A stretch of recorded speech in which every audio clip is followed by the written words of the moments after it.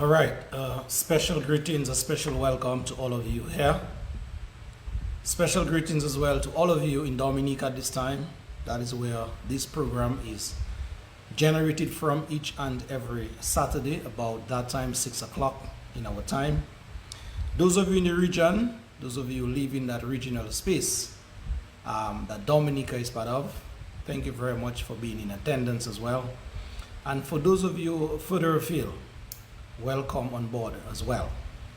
I normally say all fans, all friends, all foes, welcome on board. It's always a pleasure to have you in the listening and viewing audience each and every time. Tonight, it is the 23rd night of March 2024.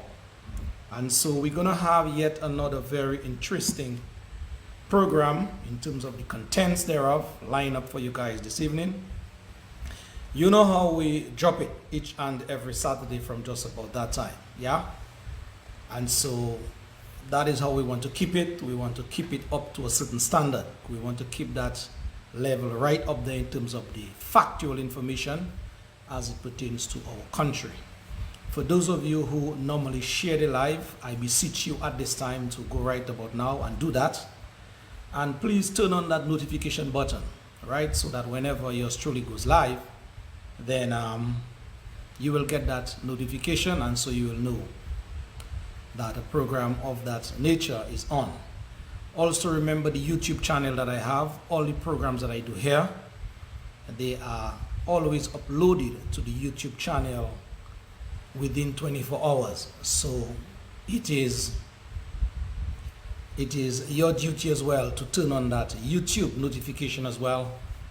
The channel name is Lofty Live. That is LOFTY LIVE. Simple. Lofty Live. And you can get the programs there as well. That is the good thing, people, about social media, in that even if you didn't get it on the first time, you can always go back and pick it up. All right. Some persons even listen to these programs on social media on the go, or in your kitchen, or well, I love to listen to YouTube, social media, documentaries, engaging, whatever. Just before I go to bed, you know, I kind of more relaxed there, and so I always punch something in my listening to put me to rest, as it were. All right, put me to sleep. But whatever time of day is best for you, then you know. And so I just ask you to do just that. All right. So yes, folks, please share the live as we're about to make a very prompt start in just a while. It's already 13 minutes past the good old hour of 6 o'clock. And so in like 2 more minutes, quarter past the hour, we will be taking flight, as it were. All of you here, all of you, the 75 plus persons I can see here already. I'll not be going through the list of names tonight. So please, I want to thank you very much for tuning in, and your part that you have to play is to share that live with your friends, share it with your contacts, share it with, you know, persons you think, whatever the political persuasion is of that person, please share that live at this time. All right, because what we do here, we always try to speak the truth, the whole truth, and nothing but the truth. All right, so folks, here as we're about to take flight, this afternoon, we had the sending home service of a young brother, Nilton Wade Vidal of Salisbury. Someone sent me the link. I wasn't there in the flesh. Let me just do something to my throat here. Somebody sent me the link. I wasn't there in the flesh, but I'm hoping this brother had a very good send-off. And so to his family, friends, grieving loved ones at this time, my heart and my prayer go out to you at this time. In that I always say, in the darkest hour, when times like that befalls you or befalls us, then friends may come around to comfort, which is good. But some of these friends, if not all of these friends, they really don't know what you are going through at this time. And so it is in that time, these moments, that you really have to look up, as it were, where I believe your true strength comes from. And that is supposed to be in the supreme being. There is someone who controls everything. And so it is that being that I urge you to look up to in this time. So to the Vidal family in Salisbury, and to all the other families across the length and breadth of this country, who you guys are ailing, you guys are wailing, you guys are crying, tears are rolling down your cheeks, missing your loved one or loved ones, I just want to sympathize with you at this time in a very wholehearted manner. Because today it is yours, tomorrow it may just be mine, all right? I also heard there were 2 funerals in Portsmouth this afternoon. And so we also have grieving people in Portsmouth as well, and across the length and breadth of the country, as I said before. Also hearing we had one in Pidit Soufriere earlier today.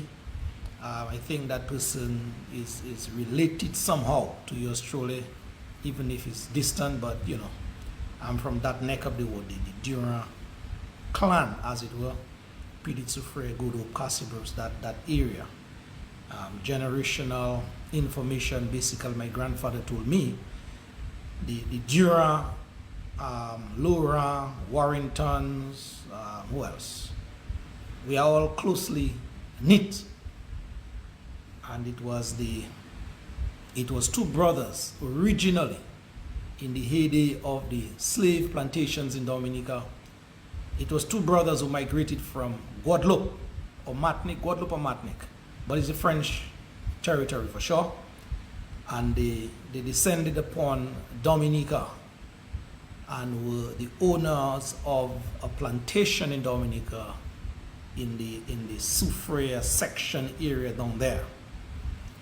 And they made children, I'm being told, with the women who were on the plantations as workers. And so that genes of the Durand, the Laurent, the Warringtons, and whoever, they spread. All right?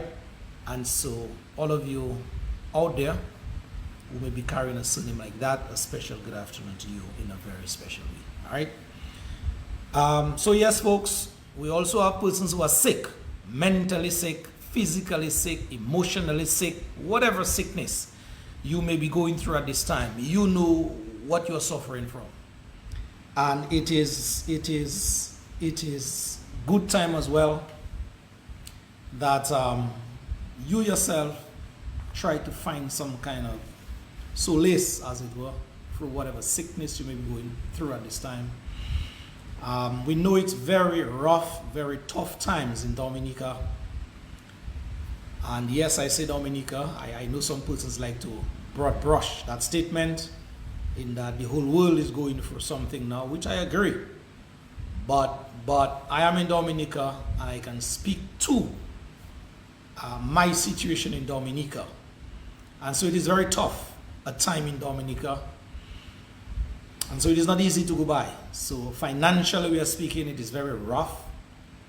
Some persons are going through all sorts of stress because of what is prevailing in the country at this time. So whatever it is, people, you and I always want to take time off to give you guys some sort of, comfort, encouragement. It is all well and good to pump the education, pump the information, pump the facts, but it is always good to come around and, just be there as each other's keeper as well. All right? So, Dominicans, again, thank you for being here, and that is where we will be taking flight in terms of the information. What I saw on social media, and just to compliment this brother, because whenever it is good, I say it is good. All right? I saw a flyer on social media circulating for some time now, and I took note of it. I was supposed to congratulate the brother last week, but it slipped me. And so I'm speaking now specifically to Mr. Fidel Grant, the Wesley Pal Rep, as we know him, the Minister of Agriculture, I believe. I saw his name on a flyer and basically saying to the people, his constituents primarily, that there is a course on that he would want them to participate and partake in. That is in the course of plumbing and electricals. All right. And so I really want to congratulate Brother Grant for coming up with that. It's not an innovative idea, but it's an idea. It's a way to help young people as they try to navigate through very trying times in Dominica. And I just want to compliment them. At least more of that is needed from persons who sit in these pivotal positions as PAL reps and caretakers or whatever it is of various constituencies across the length and breadth of this country. So small as it is, in terms of just that, helping empower young people, I always regard that in whatever shape or form, once it's in the positive. And so Mr. Fidel Grant, should I tell you take a bow? Yeah, congratulations to you, and I'm hoping there's much more in the tank in terms of ideas coming from you and your other PAL reps, in terms of, and the government by extension, in terms of just helping out young persons in particular in Dominica. All right. And on that note too, I mean to say I want to as well urge politicians who are in opposition as well. There's much that can be done in opposition as caretakers, as I said before, as opposition parliamentarians. I know sometimes you guys cower behind the idea or the reality that, oh, we are not part of the government, so we don't have the purse at our disposal. And so, yes, I understand that. But at the end of the day, the good book says, he who is faithful in little, when given much, that will be multiplied, and he too will be faithful in that as well. And so small as it is, as someone in the opposition, you can look somewhere, find something to benefit your constituents, at least one or two. There are always innovative ways, innovative ideas that persons in the opposition can help. And so it is not only, well, it is primarily the task of the government, but it is not only there that helping people in a country can come from. And so sometimes persons in opposition feel very lax, very relaxed as it were. And in their mindset, it is only when they get in there, they will start to do now. I think that is a wrong mindset. I think even out there, you can start to do small as it is. And the people that you're serving, once it is from an honest, genuine, transparent standpoint, then you never know. They may just look in your direction when you offer yourself to represent them at the highest level. All right, so I just thought I would punch that in terms of, all of us as a collective helping each other. All right, Dominicans, what I can tell you as we're moving on here is that the two Canadians that were brutally murdered in Dominica, the Canadian media is still very much interested in what is happening here in terms of the two people, the two men, Mr. Jonathan Lira and Brother Sidney, yes, who are at the stop from prison as we speak, awaiting their day in court. And so I can tell you from very confirmed sources that the Canadian media in particular, they are all over that story. They are talking to persons on the ground. They are wanting answers from the powers that be as it pertains to just where that case is at, and they're looking very keenly as to where that will end up. A matter of fact, documentaries are even being made now, I'm being told. Yours truly had a discussion if one journalist from Canada last week. At least I will withhold the company she was representing then. But yes, and there will be write-ups, there will be documentaries on these people, on this millionaire brother, well, billionaire brother, I'm being told, who passed in very, very brutal and inhumane fashion. That is Mr. Dominic Langlois, and his partner at the time, Miss Masha. So rest assured, Dominicans, that case is going nowhere as it pertains to the outside community now peeping in on us. Okay? Those of you who were not there last week, just to apprise you guys as to what I know so far in terms of the preliminary investigations that should have started week before or last week. It was carried to start in the magistrate's court. That is the preliminary investigations. They call that phase of process, the PI, into those kind of cases. The drivers were already en route to pick up the two prisoners who allegedly, for sake of being correct, politically correct or journalistically correct, allegedly committed these two gruesome murders, but en route to pick them up, to bring them down to the magistrate's court to start that process, a call came from the Stockton prison, and the authorities expressed that they were either treating one of the suspects, or they either suspected one of the suspects to be a COVID case. And so as a result of that, precaution was taken, and so they did not come down to the court again. So another date is set as to when that should start.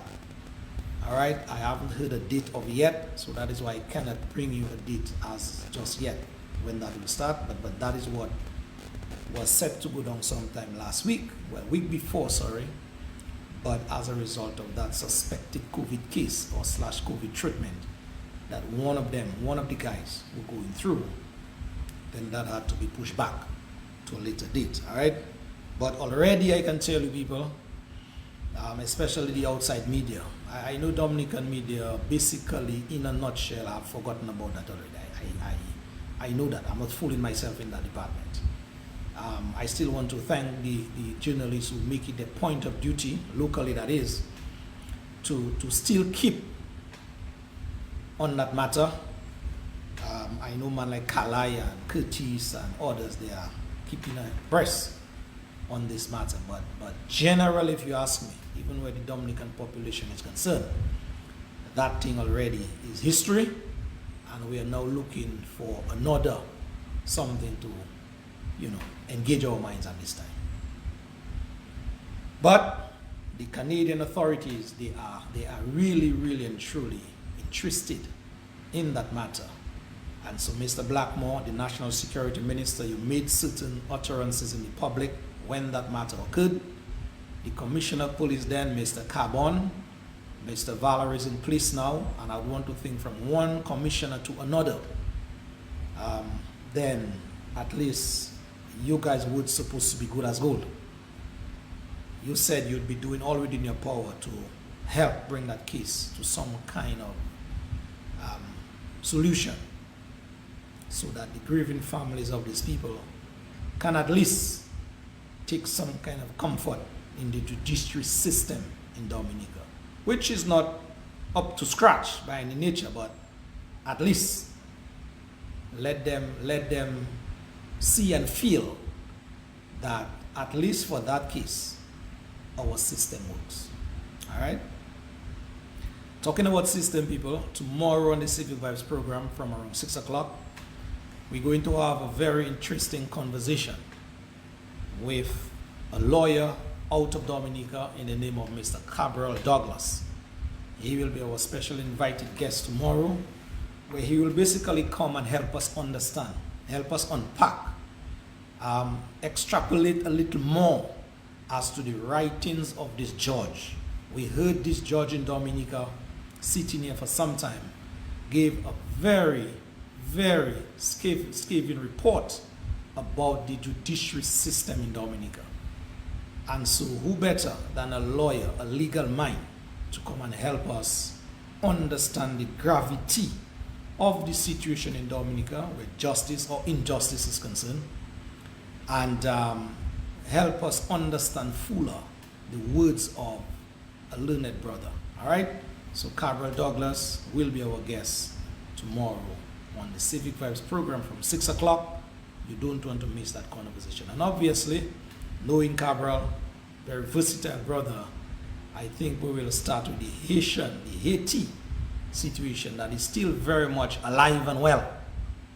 And so we will double down on Dominica's situation, but having started at least in Haiti and drawing some parallels of what gone before and what is happening today. And Dominica is squaring up nicely in terms of being another Haiti in the Caribbean if a 180-degree turn is not made. And folks, I cannot say it any better because that is how I'm seeing it. And I always give words to my feelings, and that is how it is. If the level of injustice that we see in Dominica continues, if the level of nepotism that we see in Dominica continue, if the level of treating and bribing people at elections continue, whereby persons who are in government, who are supposed to be making policy in order to govern your life and my life, if these people continue to steal their way through that process in very clandestine ways, then we are looking at Dominica, yes, the Whitey Kubuli, the natives call it, as another Haiti in the Caribbean.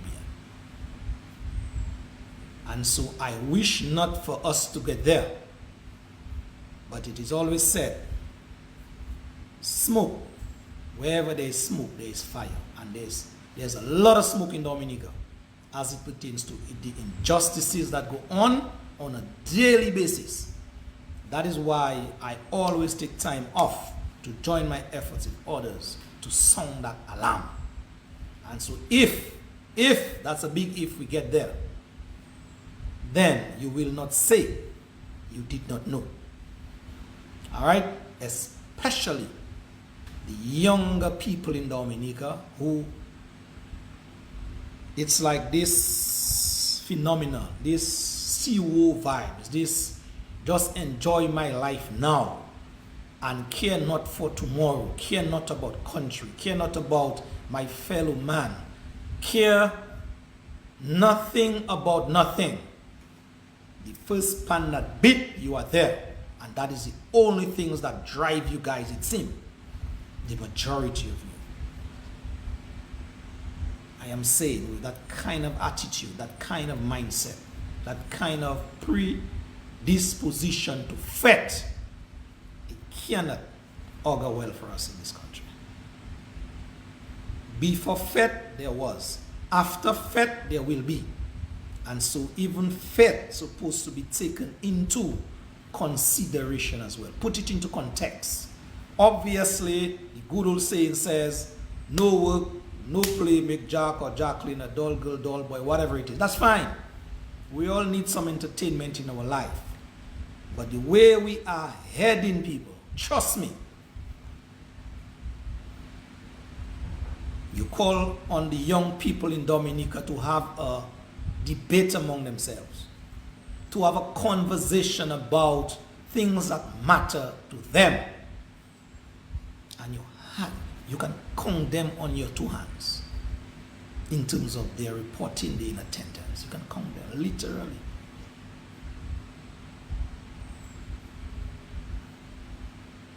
But on the contrary, whenever this thing is advertised on the beach, in the street, in the cool air, by the road, it's like there's just this floodgate opening, as it were. And so I ask myself the question sometimes, is it just that the young people in Dominica are living for? I really ask myself that question.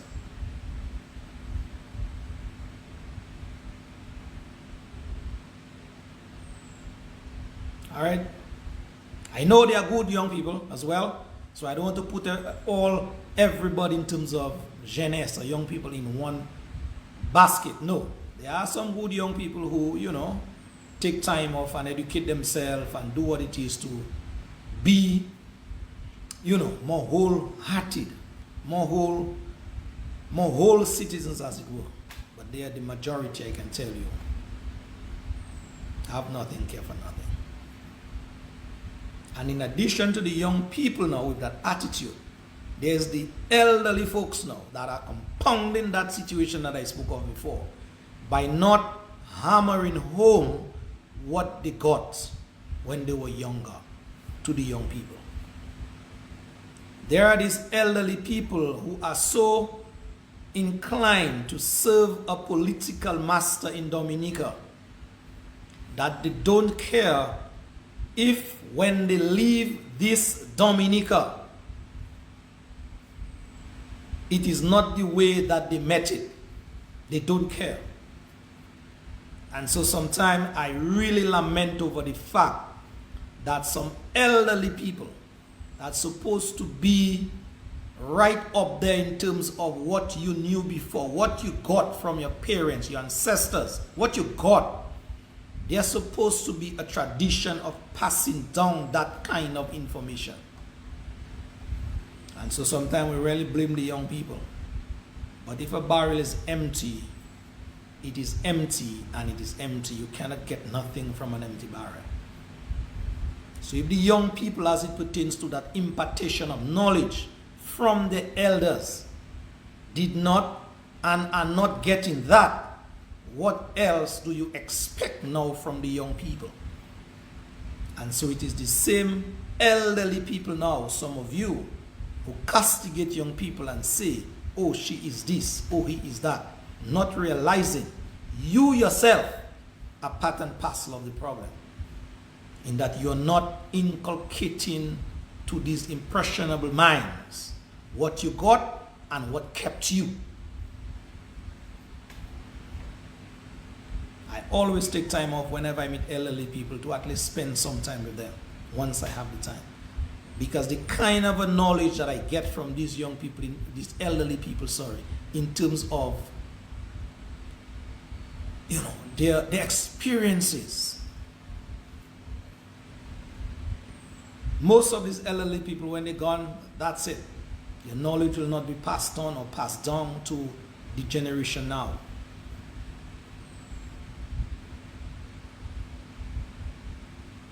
And so right there is a whole ton of information right there by just speaking, listening, and engaging, especially the elderly. Lots of knowledge there, people.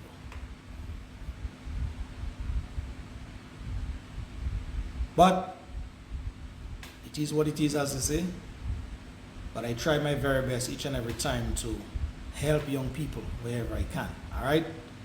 And so young people, it is incumbent on you as well, not just to hear, but to listen. It is a totally different kettle of fish to hear and listen. Some of you hear stuff, but you don't listen. And even if you listen to something, it doesn't necessarily mean you have to internalize it. So if you listen to it and consciously, that God-given conscience of yours tells you, okay, you know something, let me put that on the side because it is not good for, you know, it is not wholesome. You can discard it. But some of you just don't listen. You pay very little attention.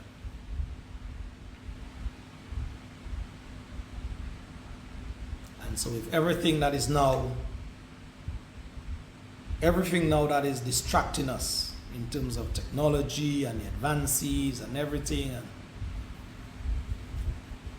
I was doing a little listening on a documentary last week or this week, last week I believe, and basically persons who are in the social media era, the technology part of things and everything coming at us, basically says the rate at which, and they were really zeroing on young people, the rate at which young people taking information now, even the good old social media that we knew before, it cannot cut it. And so that is why there's always attempts to update and upgrade. And the presenter was saying, give any young person something in terms of an educational article, whatever it is, even if it's just to listen to it. You don't even have to read it. Their listening span, the person was saying, is just about 3 minutes, nothing more. So whatever they try to do now in the whole social media world, it is to encapsulate, pack, compress everything now for young people's consumption in 3 at least to 5 minutes, nothing more. And that speaks volume, people. And so I am guessing now with that reality, hence my walking back my step before. Young people are not prepared to engage in any kind of meeting or any that will take at least half an hour more. No. The attention span is blown before that. So here we have the problem, and we have to deal with these realities, people. All right, but that was just on his side. Let me get back on track in terms of the info that I really prepared for us today. Folks, I am privy to some minutes of some meetings. I was going through them today, but I have to do some fact checking and some confirmation of certain things. Read these minutes before I bring them to you guys. But those minutes stem back from all the way 2012, 2013, thereabout. And this specifically had to do or have to do with the electoral reform road, the free and fair elections road that we have been on for some time. And so those of you who know what minutes are, it is basically word for word at some meetings that were convened from the Electoral Commission standpoint as it pertains to what they did or was contemplating on doing for that space where elections are concerned in Dominica to be freer and fairer.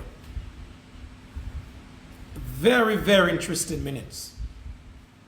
A number of persons presented, and so once I lock down on the confirmation that I need from my sources, then I will be bringing you some of these minutes word for word, so that we can go back memory lane a bit, so that we could understand where we were and where we are now, and see if there's any movement, as it were. All right, so that is a conversation we have to have. I'm not promising next week, because it is about 20 pages of minutes, so I have to sort of compress that before I deliver that to you guys. All right, so it makes sense. But we will be having that on a program pretty soon, especially in the light now of the statements by the man who sits in the chair as Prime Minister, Roosevelt Scarry, where he's now using the word electoral reform. I took note of that. Before it was on his lips, electoral modernization. But whatever it is, sir, whatever it is, all we are saying, we need the process to be freer, fairer, and more transparent. That's all. It cannot get more basic than that. So call it what you want. It is what it is. And it's supposed to be the process of electing leaders to serve. That process needs to be much more free. Meaning, persons are not supposed to feel pressured to vote for anybody that is not from their conscience. Because there are situations in Dominica where persons feel pressured because of the victimization that they feel may come their way. if they vote for one person or one party over the other. So there's that added or extra pressure sometimes that persons are put under duress, as it were. They are forced to do something that is not from within their bones, their marrows. We well remember, what's his name? Kelly Grano, his Kalinago brother. He said sometime back, I think it was the 2019 election, the sham, the heist I call it. Kelly Grano, if memory serves me right, I'm not quoting him verbatim now, but he said in a nutshell, we are watching you. And he was talking to the crowd, the people, the labor rights, the people who attended, the Dominicans. Let me not classify them as labor rights, although they were dressed in red. The Dominicans who were assembled in front of him, he was telling them before the election, we are watching you. And when he say we, meaning he and his posse, he and his fellow colleagues that formed the government then, we are watching you.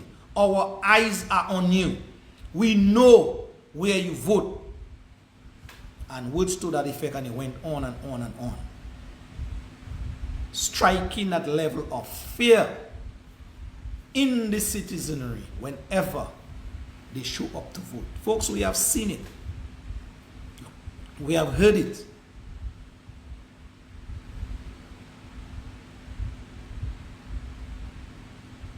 Yeah? We have seen it and heard it. And so there's not much more that can be seen or heard as it pertains to stealing of elections. And I cannot say it any better, people. Yeah, I cannot say it any better. Mr. Grano said it to us. There's the audio out there where he said, we are watching you. So what did he mean we are watching you? A process that is supposed to be sacred and secret. You and your Almighty alone that's supposed to know what you did in that booth. But Kelly Grano said there's a system in place to watch you, to monitor you, to make sure they know where you cast that secret, supposedly ballot.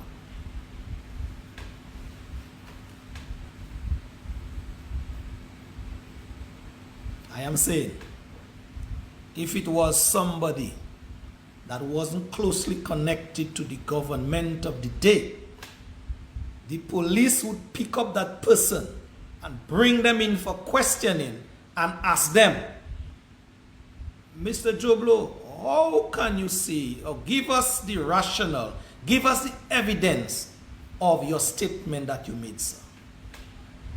How are you able to see?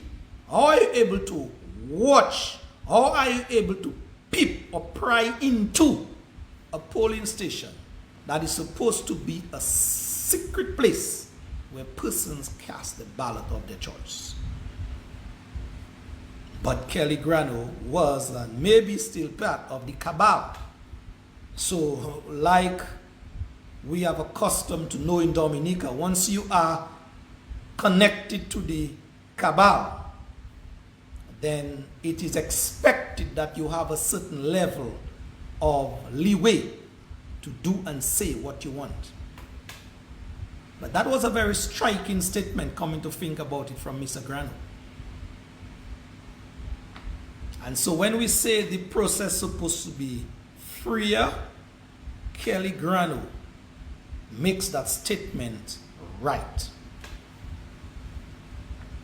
The process is supposed to be fairer, and we all know the bribing and the treating and the stealing and the escamotes business that does go on during, before, and after that process, that is tainting that process so much and have tainted it so much that the process itself as a whole it is not fair.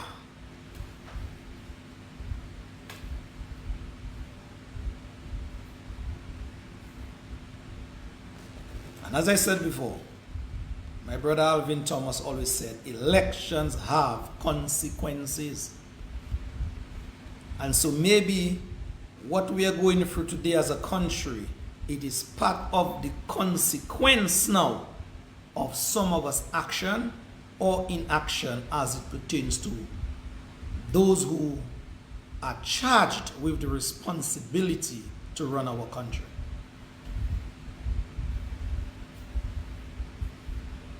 Elections have consequences, people. And if that process, it is not fair, it is like we're starting a house and the foundation is rocky, the foundation is not solid, the foundation is off square. And if it is not squared up properly in the foundation, you can rest assured, you can continue to build, but rest assured, you will see that unevenness or that crookedness when you put the last screw in the nail in the purlines on the galvanized or the zinc or whatever you are covering. If it is a concrete roof, you will see it went off track in the ceiling. You will see. And so there's no hiding. Once the process is not fair from the grassroots level, once you have people who are the surrogates of the party in power, can be going around sharing money, giving people money to induce them to vote, the process cannot be fair. And so these things must be stamped out, they must be rooted out, they must be exterminated.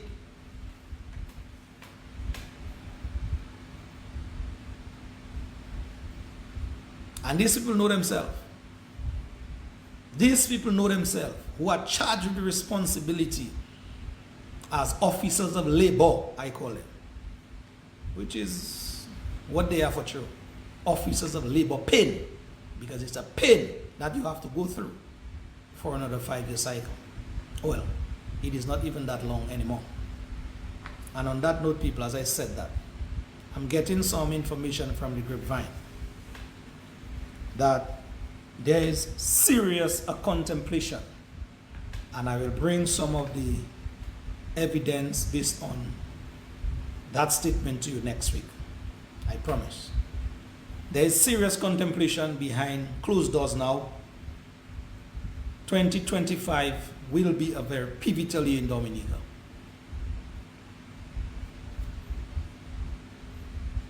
I'm hearing moves have been made by the person who sits in the chair as Prime Minister. Some moves have been made, and 2025 is a very pivotal year for some of these bringing to light some of these moves that have been contemplated or being assessed or being reassessed or being massaged right now as we speak. 2025. Remember, I told you, the date and the month, as things unfold, you will be able to piece it together. But 2025 is a watershed year as it pertains to these moves that I'm hearing. And next week, once the good Lord above gives me strength, I will bring you some clippings and you be the judge. All right? If it goes beyond 2025, it's because the news was released here today, the 23rd of March. If it is not within 2025, they may push it back for pride or purpose. Yeah? But 2025 is a watershed year, people. Trust me when I tell you that. So those of you who have been holding, will just hold a little while longer. Yeah? Good. People, the government is in problem. When I say the government, a lot of persons think, well, the government is everybody. Let me be a little more specific when I say the government. the people who are in charge of being the innovative minds or the brain behind the country's economic welfare or well-being, this set of people, they are in shambles. They don't know if they're coming or they're going, where finance is concerned. And so they may want to tell you otherwise. They may want to tell me otherwise. They may want to beat their chest and point out to us, look, that is happening, this infrastructure, that is happening. But folks, I'm telling you, from what you can see with your eyes, what is happening, it tells us that there's a serious strap situation in the country.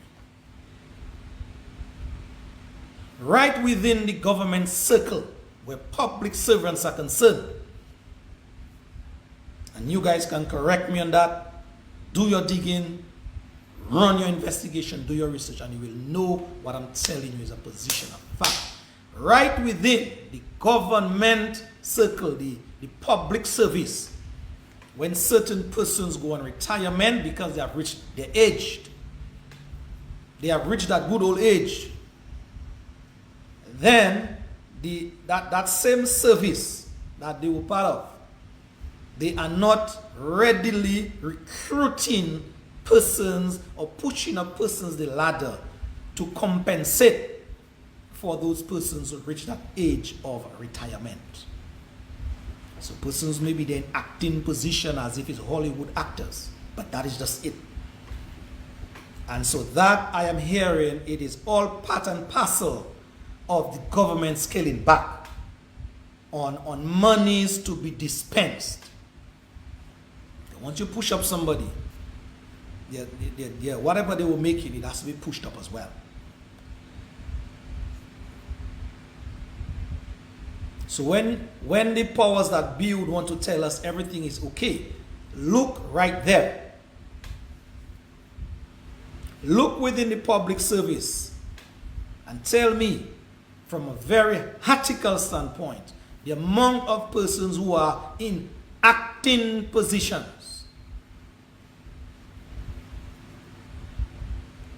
And these persons are doing a splendid job, in the acting positions. But for some reason, they cannot move the other notch.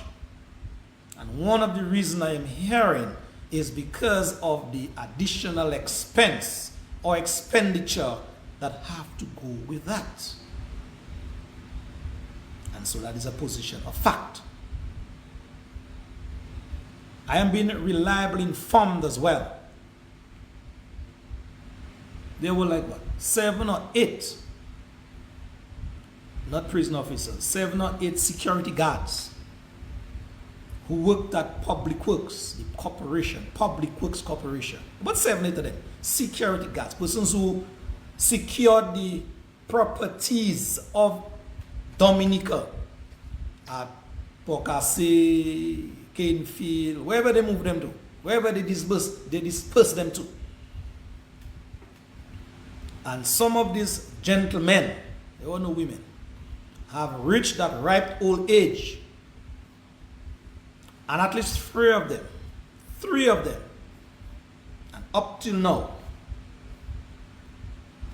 the people in charge of replacing these people or adding more people to the pool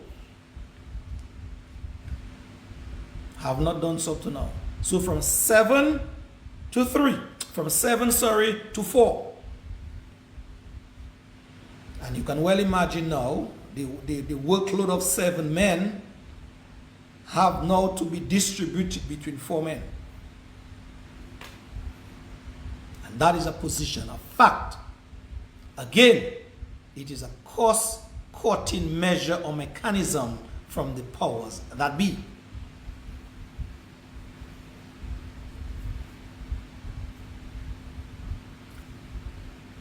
They call it the NEP program, the National Employment Program. Some persons call it otherwise, but we'll stick to that name tonight.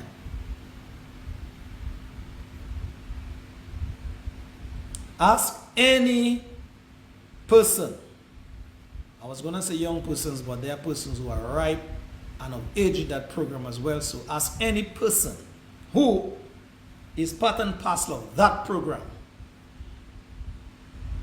to tell you honestly when last did they, as we see in Dominica, draw their money or got paid. Ask any one of them. And some of you guys are listening now. So you may be saying, but Mr.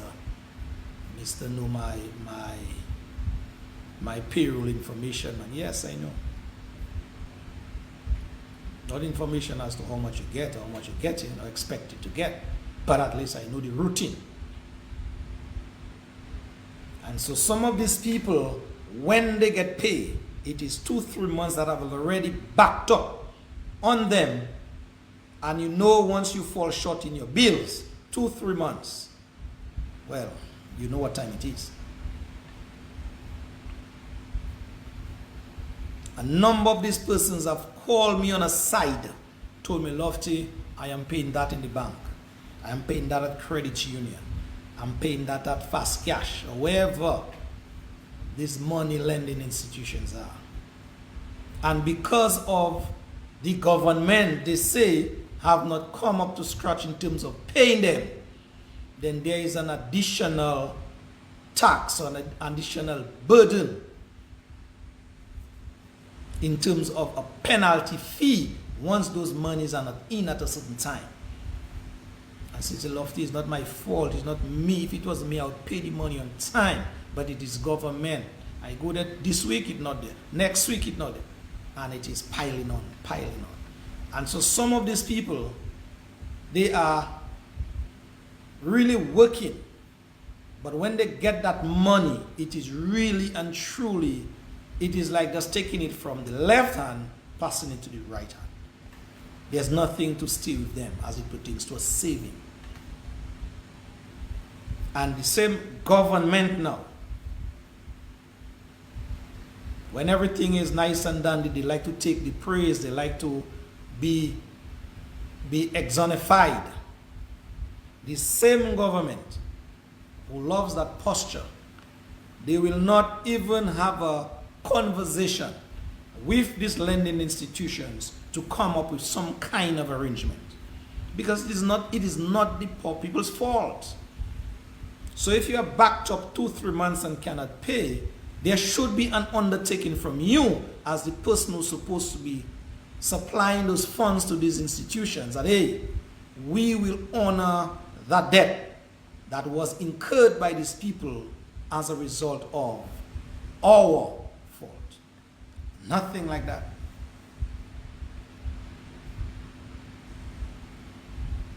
That's how it is in the country. And some persons are really justly working, but the money is to back up that work. It is short in coming.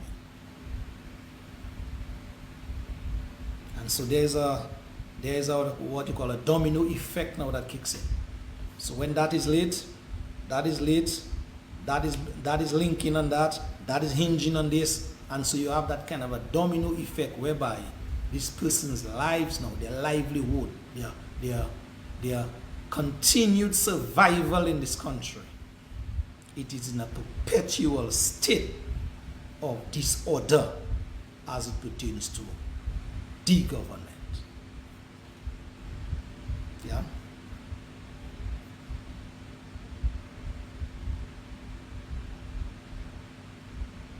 That's how it is. That's how it is.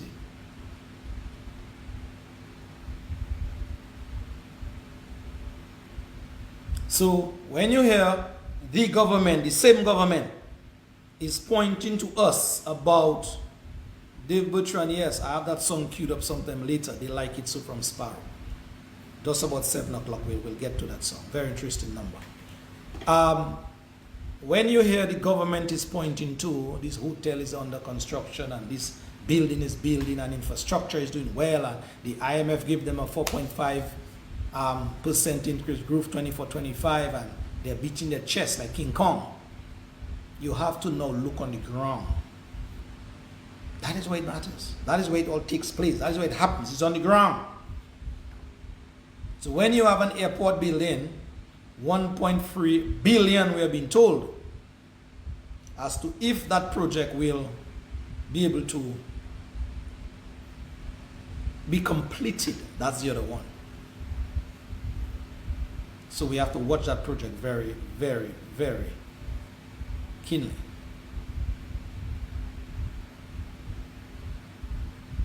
But they point to $1 billion and more being spent on a project. And that project in and out of itself, you can go to Wesley and pinpoint the Dominicans who are working on that airport project, allegedly, and see the rippling effect that a $1.3 billion project supposedly is supposed to be having as an impact now on the Dominican economy. Go check it out for yourself. A man like Dr. Thompson Fontaine can help you much more deep there, because that is his field, that is his domain. He can now crunch down and break down percentages and whatever for you. But it doesn't take any rocket scientist in terms of an economist to understand what is happening in our country. Because as I said, it all happens on the ground. Let us leave Wesley. When the government talk about these hotels that is under construction, these hotels are being constructed by who? These hotels are being constructed for whom? And so when you have well-connected surrogates or labor-paying officers, I call them, because of their closeness to the cabal, because of their closeness to the regime, that they are blessed, as it were, with our resources, and they're given that opportunity on a silver platter to sell passports and to build concrete jungles all over the nature isle. You have to wonder if the trickling down effect meets the common man on the ground.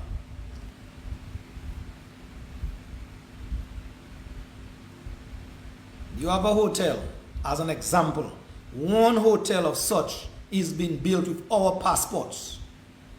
We are told it's Floyd Capitole's hotel. And Floyd, I have a little knock for you tonight, as I mentioned in India. But I'll be coming to you in a while.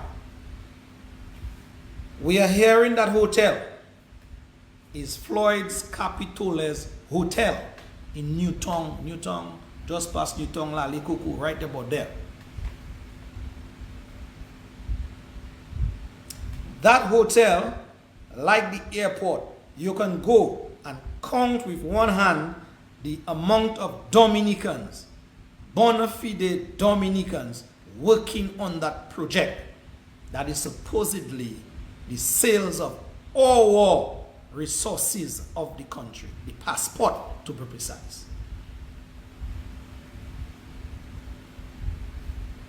But people like Floyd and others who are so connected now, when they had a different version before of that same cabal, because of their connectedness now, they will want you to believe all is well in the country. All is not well. That project, I'm just using that project as an example. You have the Chinese, our newfound colonizers, I call them. The Chinese, because that is what they are. And that is what I choose to call them. Our newfound colonizers. Celebrating 10 years now of what this is, friendship.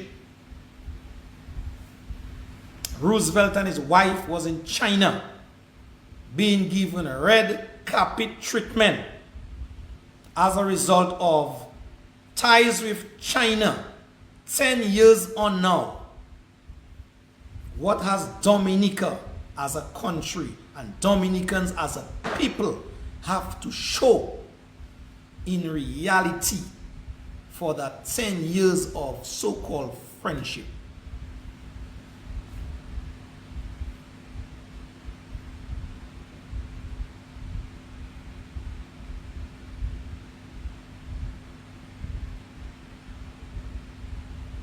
Yeah?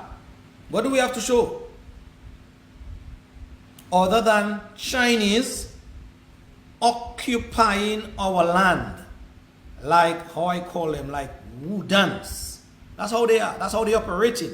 They are operating like wood ants. You can operate called wavet. Bit by bit by bit by bit by bit. They are taking over your country. And folks, you know I'm very blunt. I'm very, very blunt when it comes to my country.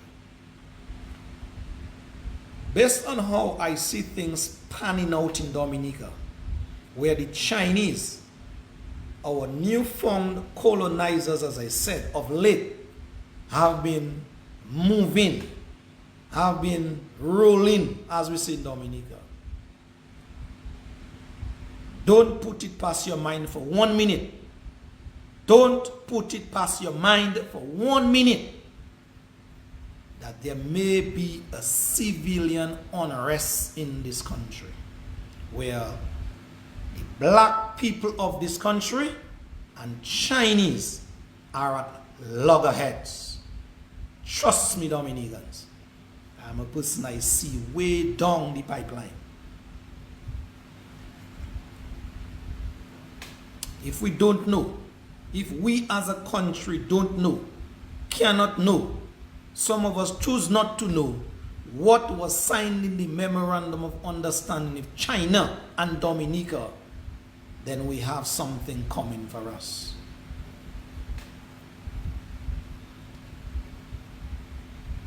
So these people, they come, they establish themselves, and like woodans, they are taking over this country, bit by bit, house by house, block by block, community by community, and then thereafter, country.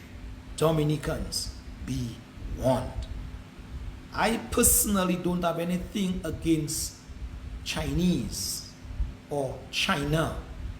Why would they choose to live their life? That's fine. That's not my, I'll not go there.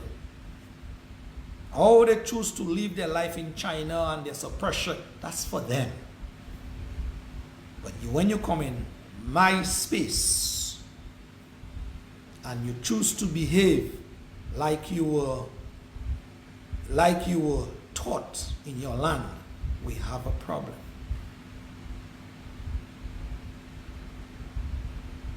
The Chinese are taking bit by bit by bit by bit. Watch who is building for us in Dominica, people. The Chinese. They building hospitals. They building stadiums. They building roads. They building airport. They building schools. They building health centers. It is like as if, well, Dominicans can no longer do anything for ourselves in that country. We are handicapped.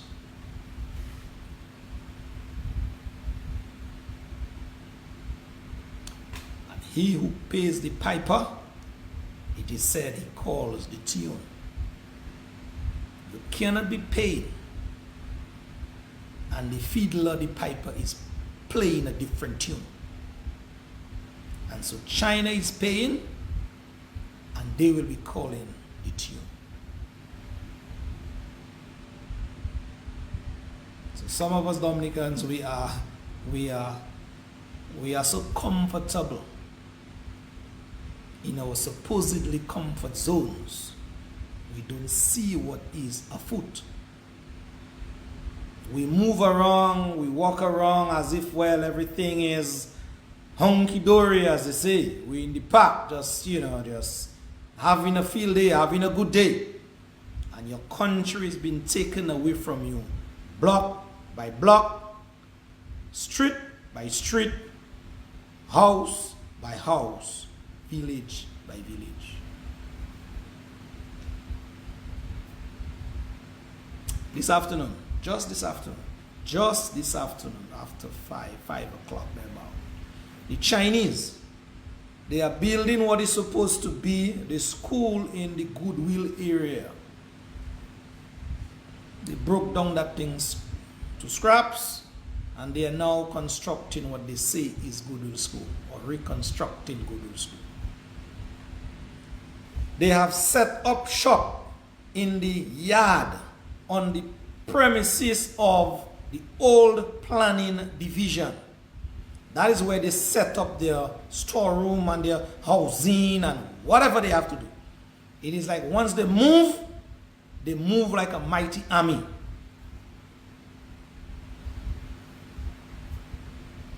So they have that yard all cordoned off, and they are inside being accommodated. I spoke to that last week or week before. As part of the Chinese operating here, there's supposed to have been some kind of understanding with these people that, hey, you are coming to help us, thanks for the help, but you also have to help our people as well. And so Chinese not supposed to be living or setting up their own quarters, rearing their own animals, killing their own, well, not their own animals, our own animals, bringing in their own, I'm being told, without the relevant authorities can even check their containers.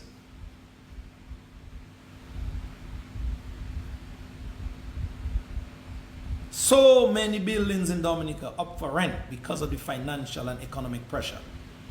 The Chinese, there was supposed to be at least that avenue. Even though you do it in Dominica food, we understand that. Different culture, that's fine. But you need to sleep on a bed.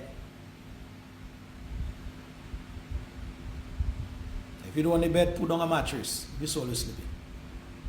But be under a Dominican roof so that they could get at least 1,000, 2,000, whatever it is, from you guys per month to help their situation.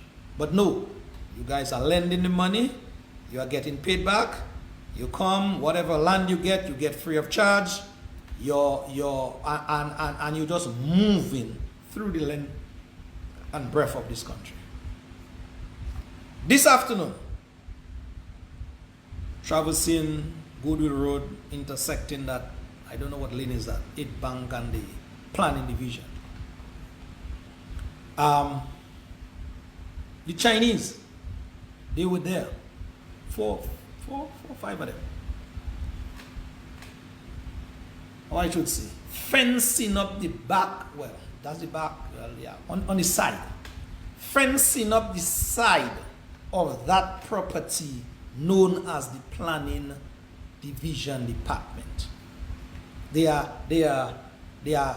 cordoning that off from the public. They took the front already, they lock it down. You see, just like how they went, they move in Calibishi. That is how that's how they roll. And so it is like as if, well, it is their property. Dominicans can no longer see, can no longer be part and parcel of that anymore, even if it is supposed to be a public property. And so they cordoning off everything from Dominicans. As to whether they will give it back or it is allowed to go back to Dominicans, that is left for you and I to see. But they were there this afternoon cordoning off that side.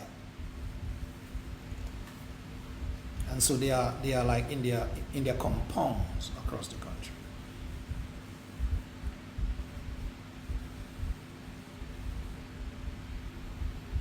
And I am saying, with that kind of attitude by the Chinese in Dominica, I am seeing on the horizon a war, a literal war, a tug of war breaking out between Dominicans and our newfound colonizer. So we may have to do it all over again. We may have to do it all over again.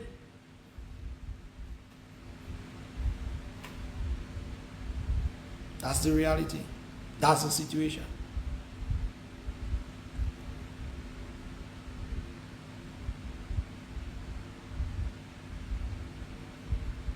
You can go around Roseau, people. Go around Roseau for yourself. Those of you in Dominica. Wow, it's 7:20 already. We'll take that much needed break at 7:30. Time flies, huh? We will go around the country, go around Roseau in particular, and see for yourself, count for yourself how many Chinese stores, Chinese operated, whatever it is there in Roseau. Just the capital. And you know when people fighting war, watch Ukraine and Russia in their back and forth. What's Israel and Palestine in their tug of war? Each of these countries, their ultimate aim is to capture the city. The city represents the seat of power. And once you capture the city, the other communities have to crumble. And the Chinese, I am saying what I am seeing, have already, or they are on their way to capture our city.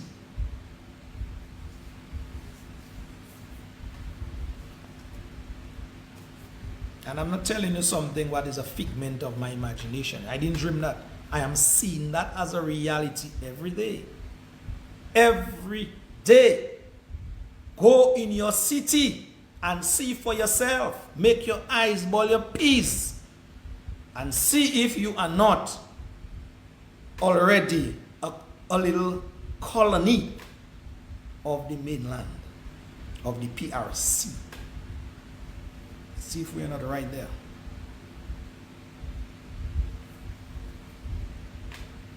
And with the economic situation that is prevailing in the country now, the businesses that are still struggling to stay buoyant or to stay afloat, it may just be they may just have to fold in. And once they fold in, then the Chinese now are there to pick up that slack.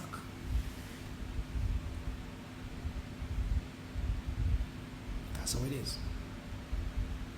So Dominicans, those of you who want to continue to sit in your supposedly comfort zones and think, well, okay, all is well, then I have news for you.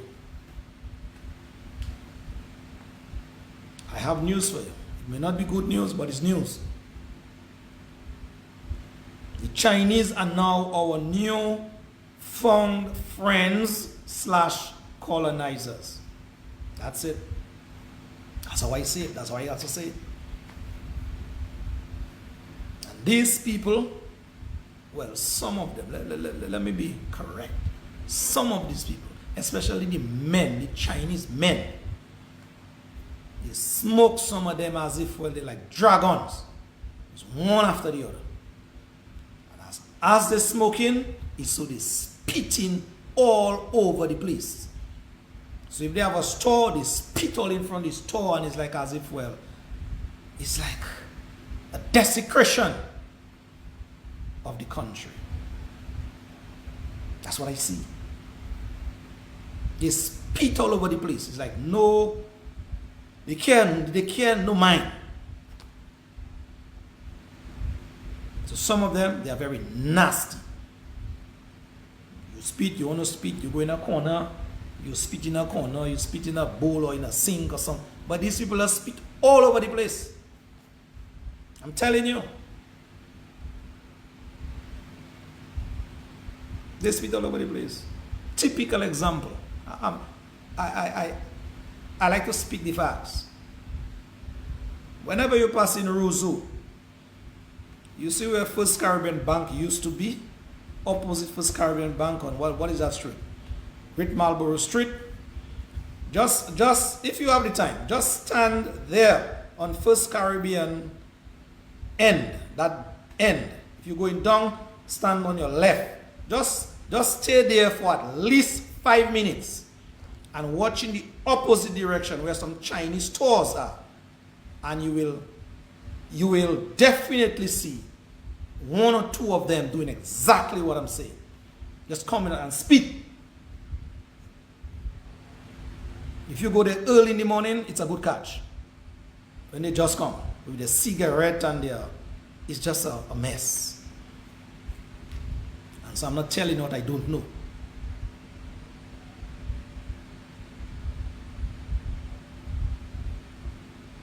I'm not telling you what I don't know, people. And that's what it is.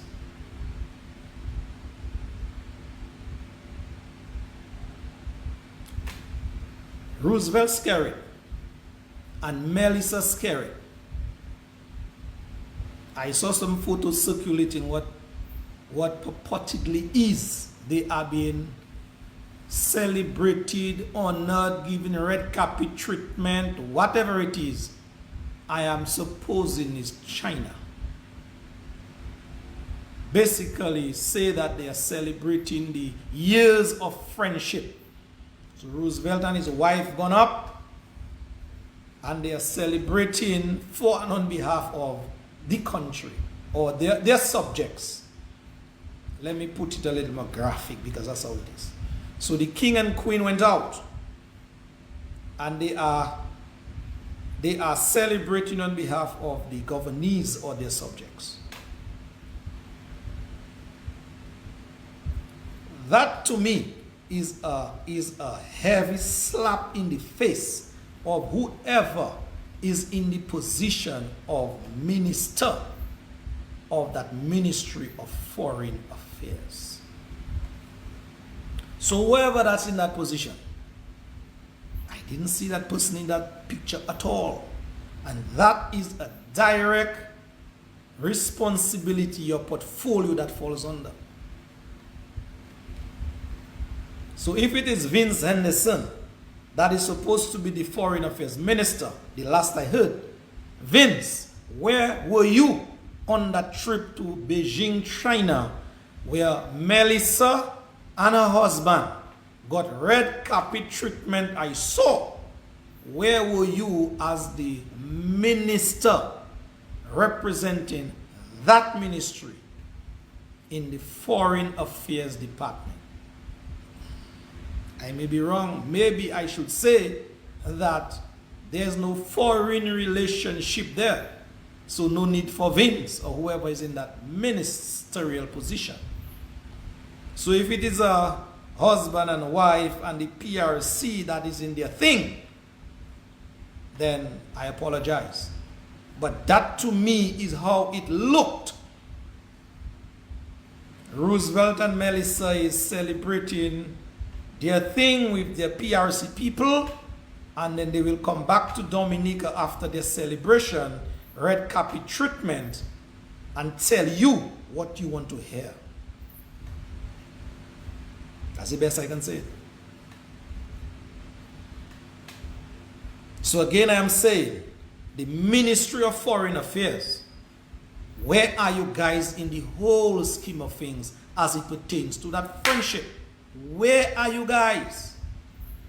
So is it this one-man show, as we normally say, that is really being implemented and rooted in our country now? Is it that? These little baby politicians that are there from all over the different constituents, the children that he took along with him just to say, to make up the space in the Constitution that they are PAL reps, but they are just rubber stampers. They are just followers. Yes men, yes women. That's what they are. Where are you guys in that whole scheme of things? Can't you guys say anything for yourself? Don't you guys have a brain to understand what is happening to you guys in your country? The most seasoned ones, Mr. Irvin McIntyre, Mr. Blackmore, what are you guys take on what is unfolding in your country? What is it? The people of Dominica would really want to know. But, like Sparrow said, you guys maybe love it so. Folks, let's take a little break. We're gonna do that song from Sparrow, and then we'll be right back in just a minute. All right, let's just take a little break. 7:30. Let's take that break. We'll be back in just a minute. So if you need to go and take some water, drink some juice, use the bathroom, whatever it is, at least you have 5 minutes to do just that. Cool?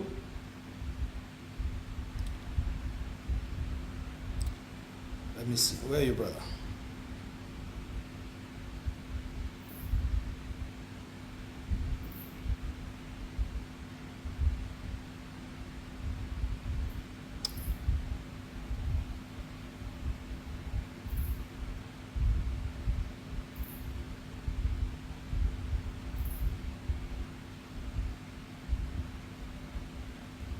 Yeah, let's see if we do that.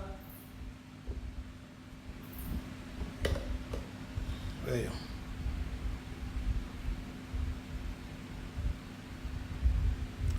What is happening to me there?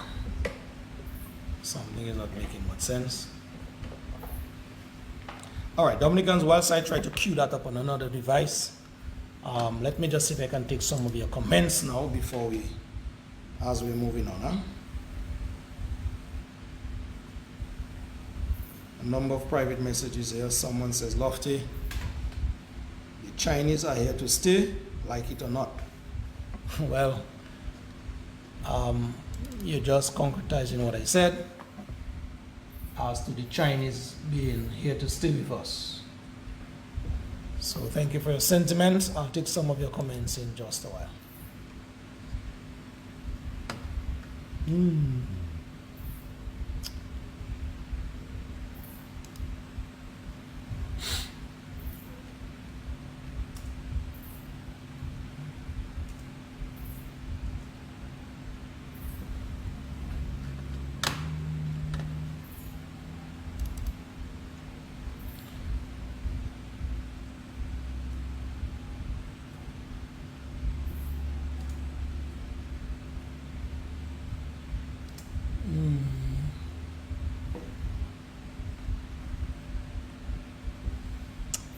Yeah, okay, I think I found that on another device here.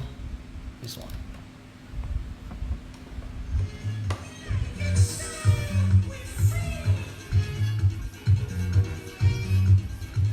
All right, Dominican, just take a little musical break. Interlude, we'll be back in just a bit, all right?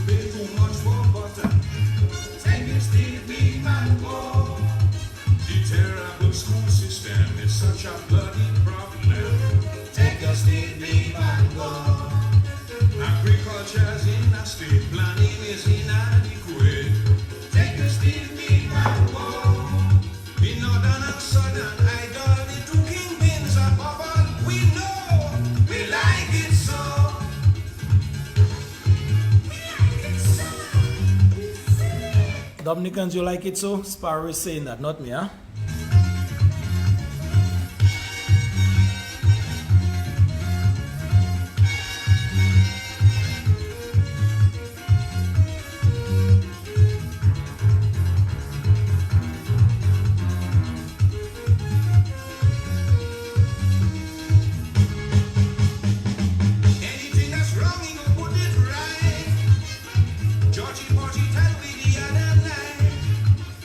So instead of display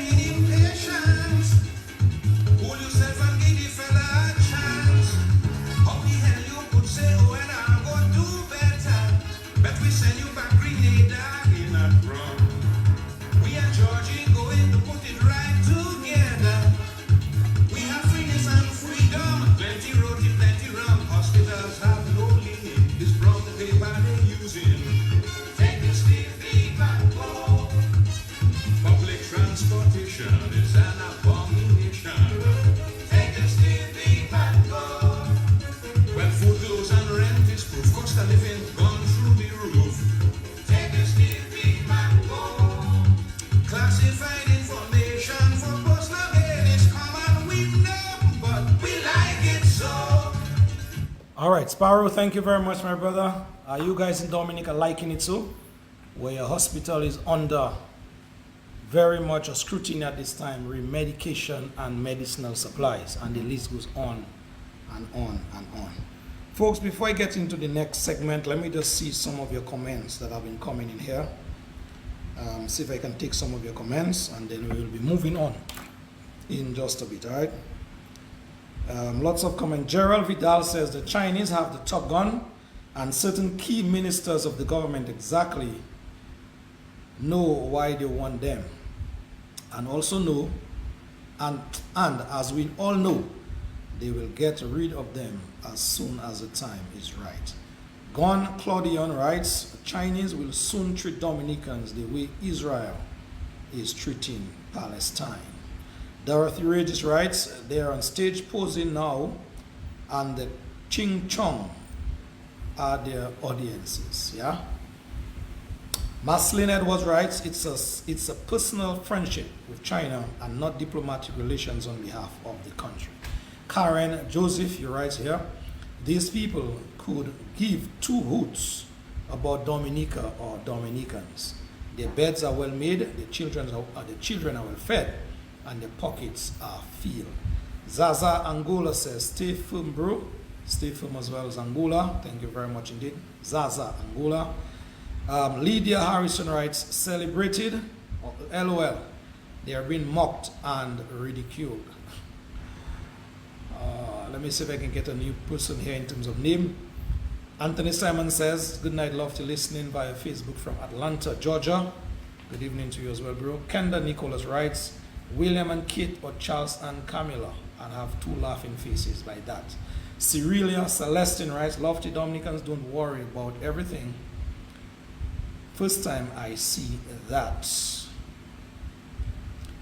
Mary Lorio writes, come to New York and you will see their stores very nasty and untidy. I'm just trying to take some new names, people. Marshall Lawrence writes, true lofty, spitting right in their stores or their establishments. Yes, some of them. Alista Iris says, I do see no pics today in grand form of the painting Saturday. It looked like they're afraid to post. Well, brother Irish, keeping an eye on that, all right? Imaki Philip writes, that's what they do in China as well. Mali Ostru says, they don't cover their mouth when coughing. John Alfred says, stay painting every Saturday while the China controls the economic engine by being in control of all these huge projects. Gertrude Abraham Deja writes, Dominica is fighting for her life. The people better back up themselves. All right. Ricardo says, what's up, my brother? Ricardo, keeping it in a certain manner. Thank you as well, my brother, for tuning in. Martha McFarlane writes, it is a matter of time. We have to pray better these days.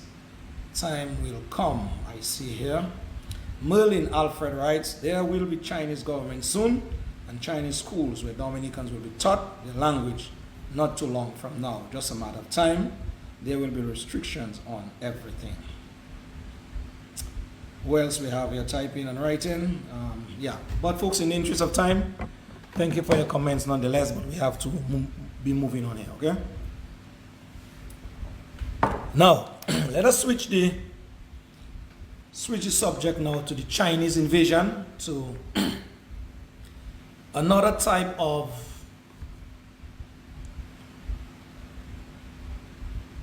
I'm looking for a phrase here. Another type of rubbing something in your face. It's like rubbing salt in a wound. Well, salt's supposed to be curing wounds, but this one is a cancerous wound. And I'm speaking specifically to Roosevelt Skerritt's accommodation for he and his family as Prime Minister of the Commonwealth of Dominica. That is what to zero in now. In 2020, June of 2020, the cabinet headed by Reginald Austerity signed some kind of lease agreement with whoever they signed it. They said it is the owner of that palatial mansion in Mount Daniel. I don't know that owner. I don't know that owner.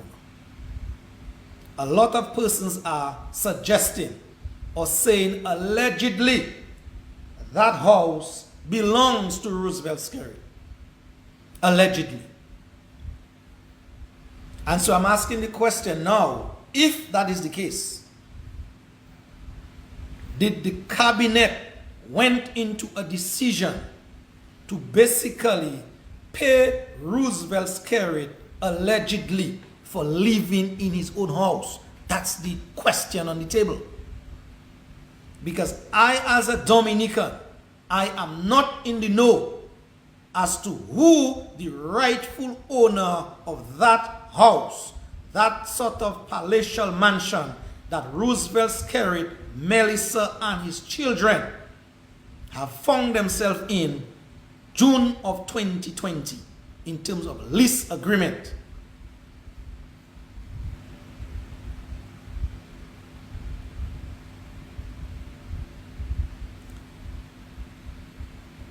When that was our reality, December of 2020, under pressure from the public, Roosevelt Skerritt came to the Dominican public with a very hypocritical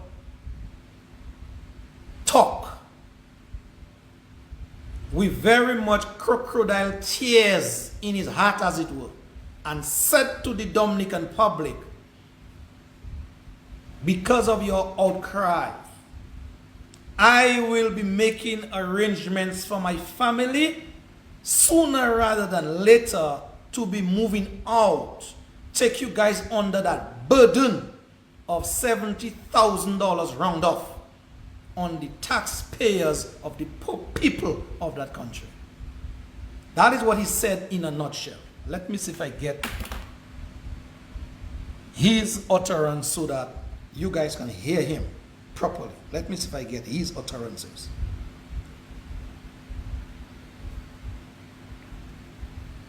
I have to put that thing on Bluetooth here so I could get that sound out.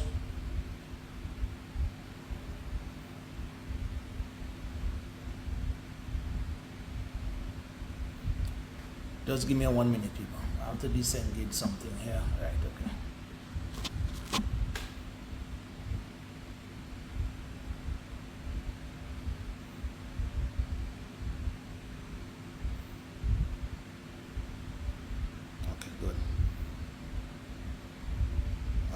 Well, let me see. Oh, someone is just bringing to my attention. It's 20 years of occupation.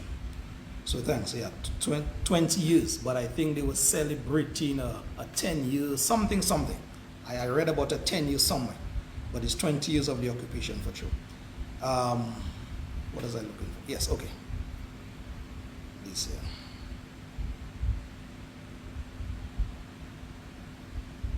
I'm going to let you hear Roosevelt Skerritt's voice. December of 2020, under pressure from the Dominican public.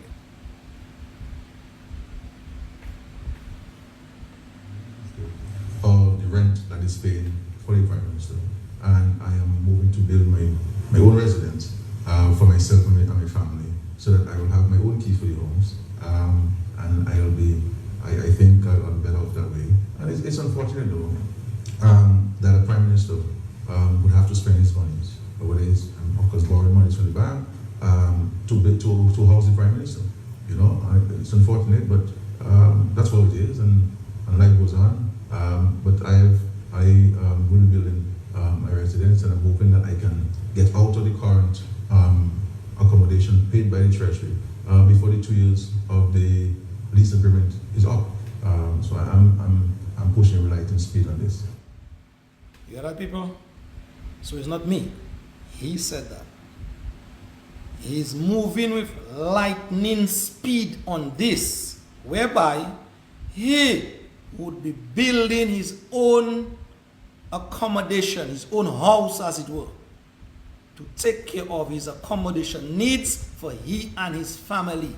He said that 6 months after that lease agreement was signed, December of 2020.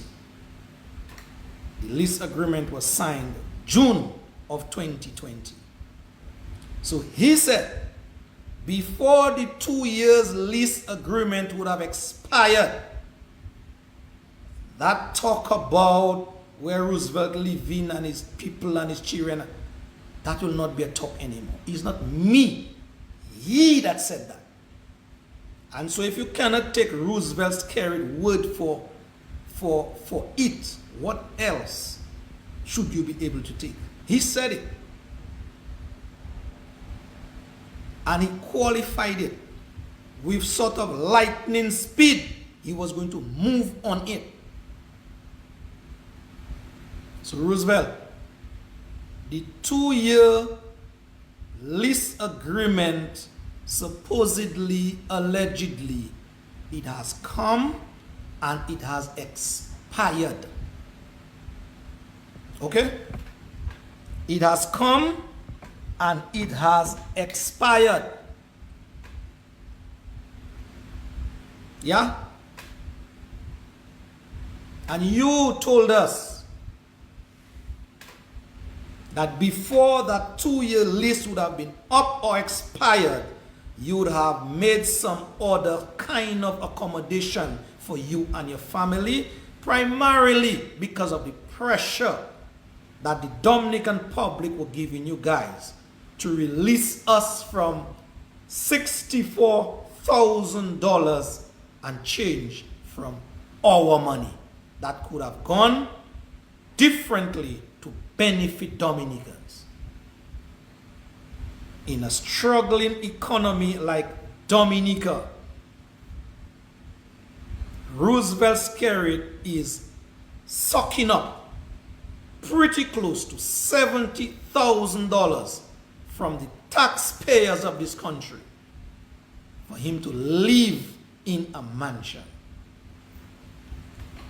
Sometime back, I went across the Caribbean region and made certain calls and asked them just how are they treating their leader in terms of the government where accommodation is concerned. And absolutely none of them told me they were paying any arrangement for their leader in the tune of that kind of money. None. Absolutely none. But in Dominica, we have so much largesse, as it were.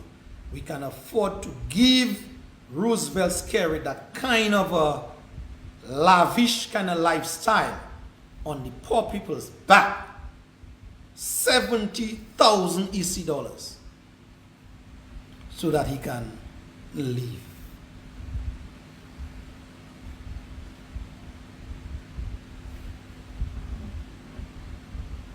Folks, let me just alert you, we may go a little past 8 o'clock tonight. Because there are some things I want to drive home. I want to drill down on certain things. So in June of 2020, people, Reginald Austri and their cabinet entered into a lease agreement, as I said, with whoever it is. That is still unknown.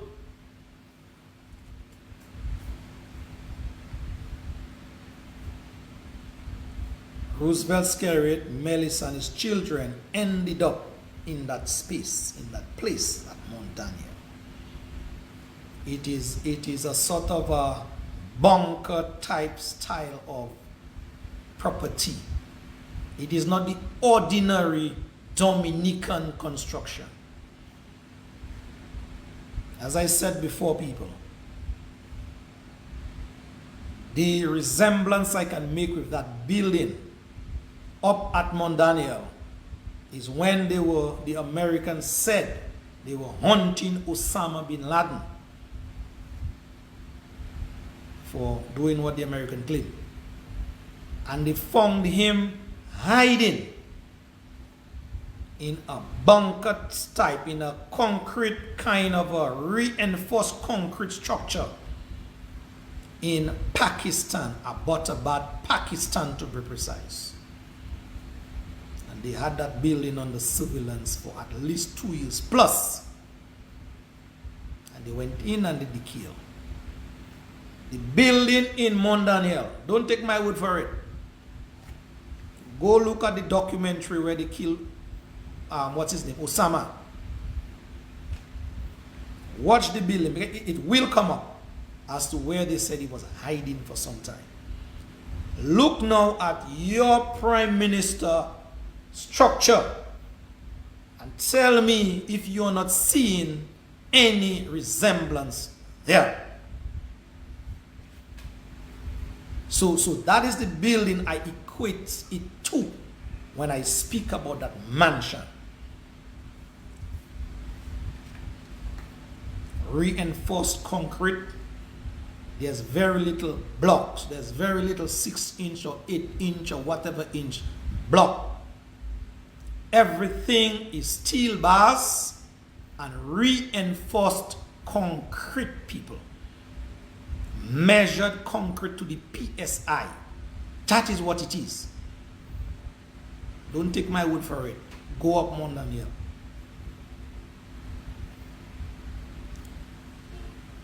Live in that.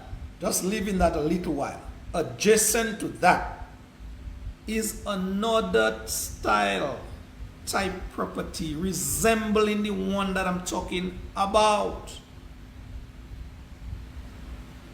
And that is the one Roosevelt said in December of 2000 that he would be constructing to ease or release Dominicans from that exorbitant tax. So they want to adjacent to it. It looks pretty close. It's a mirror image. It's a match perfect, a perfect match. Go see them yourself, people. Don't take my word for it.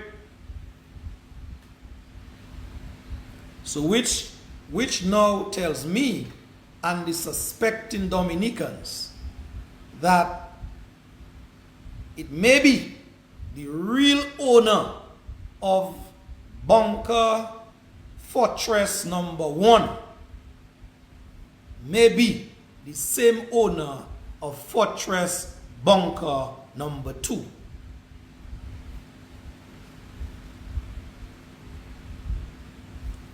Added to that, these fortresses now, they are in the vicinity of the Chinese embassy, the Chinese compound,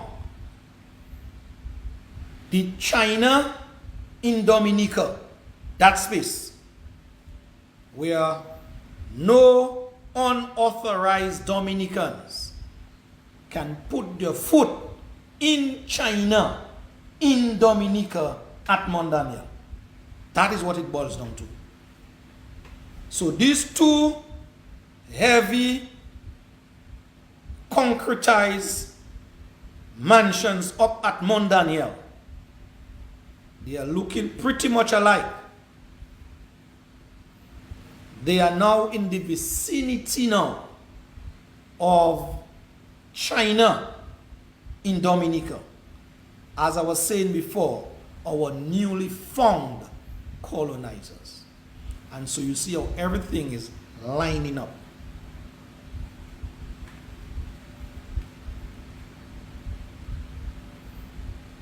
Do you know, people, Do you know from the regulatory body in Dominica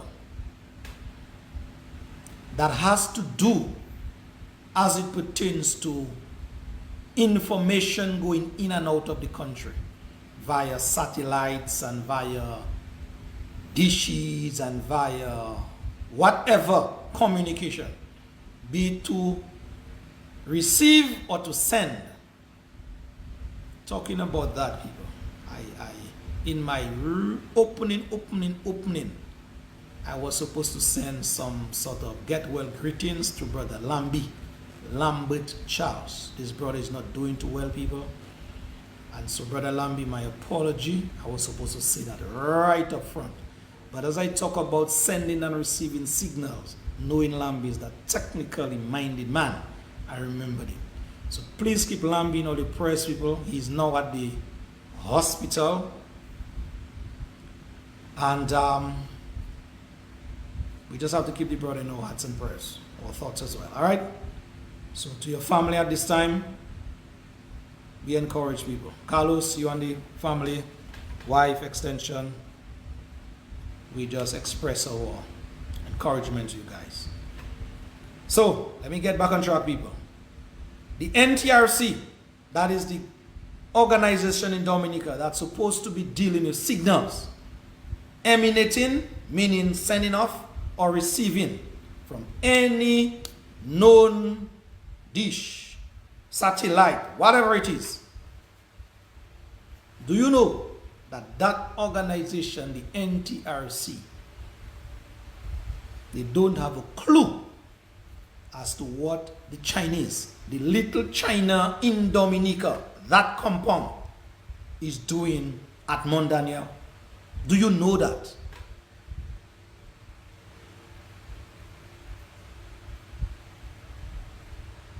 I've been told a number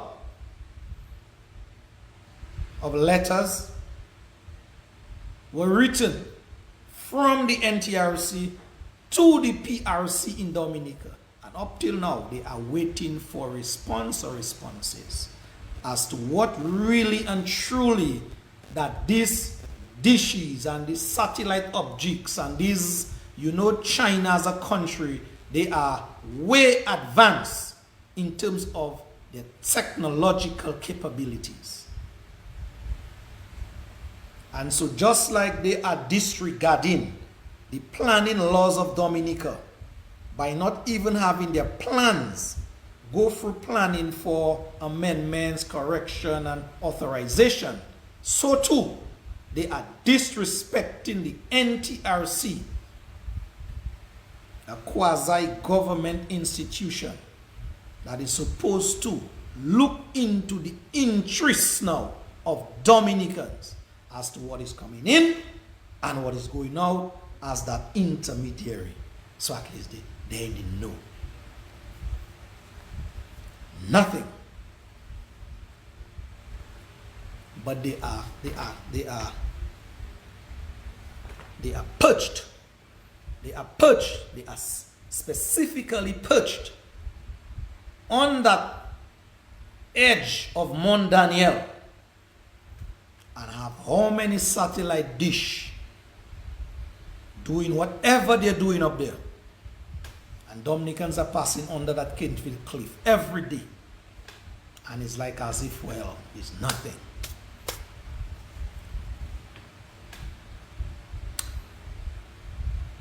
I am not 100% proof. I'm not 100% proof of what I'm going to tell you now. But that is a suspicion that I have. Because it has happened to me a number of times.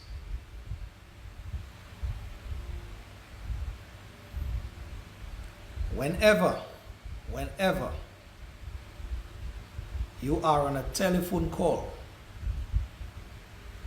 the span is from Funkoli bus stop. From there, let's say you're going north. Whenever you're maybe on a telephone call, passing under that cliff, when you reach in a certain area under that cliff, the signal gets jammed. Well, my signal gets jammed. And it's only after I clear a good kilometer or two, it gets unjammed, as it would technically speak. And I can continue. I don't know if it has happened to you guys. And so with me having a very keen eye as to what is directly above me now, I am saying there is a strong suspicion that whatever is being emitted up there or received up there, it is so powerful that it is affecting our own local reception here in terms of you on your device. I am prepared to say that. Somebody has to prove me wrong. Because if memory serves me right, before the inception of these people perching themselves up there, I didn't have that problem. I'm speaking for me. And so that is why it is so important that a company like the NTRC needed to be in the know as to what is going on up there, so that they could be, as I said, that go-to between organizations to the benefit of Dominica. So if it is something that is affecting our signal here from our local companies here, then the NTRC should be or should have been kicked in already. But that's Dominica for you people. I say it as I say it.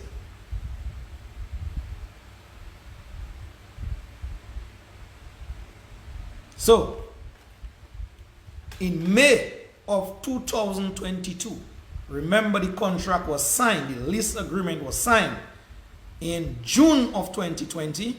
So May of 2022 would have given Roosevelt, his wife, his children, and whoever at that mansion 2 years. Roosevelt said to us, before that 2 years was over, he would have moved with lightning speed to get accommodations of his own privately. So May of 2022 have come and gone. And not a word from Roosevelt as to he saying something now in his defense, if there are any defenses, as to why he is still the occupier of that property that he said, not me, not anybody, he would have been out of before May of 2022. Dominicans, friends, we are March of 2024.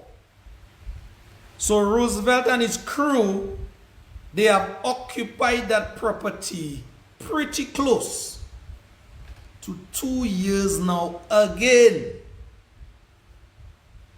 And not a drumbeat from these people. As to Dominicans, we told you guys, we gave you guys a commitment that I'll be out of there for this. But you know, things didn't suit it. Nothing. And so that is why I said before, it is basically putting salt in a very cancerous wound. Because this cancer that has been eating away from the treasury of Dominica, we need to cut it out. We need to amputate that immediately. When I call my people in the region and I ask them, these people laugh at me, you know, just laugh. They start to laugh. Because these people checking Dominicans, they don't say that, you guys are tebe. You're zeze. How can you have a man and is living on a 70,000 thereabout? Can this money go to any other thing? And Roosevelt's scared now. He has the nerve. He has the nerve to come and address people in the nation ever so often. And not one journalist asked him about his words. We don't have that. The Dominican public, by and large, just resting easy as if, well, you know, we want to boot sailing and wherever we reach, we reach. That's the kind of attitude. The other bunker type of property adjacent to the one we're talking about, it started some time back, right? There's absolutely nothing or very little happening on that similar property at Mondaniel. Very little work is happening there. The Chinese, again, the Chinese keep coming up over and over tonight in our discussion. The Chinese, again, were given the opportunity to build that other type of Abbottabad style of building at Mondaniel, and Dominicans were still at bay. Nothing in terms of a bread for Dominicans.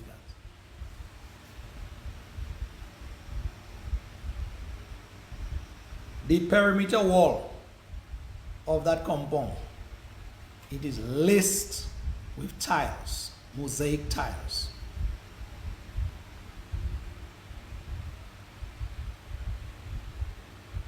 Some Dominicans are struggling to put carpet, the plastic material, or you call them linoleum, on their floors.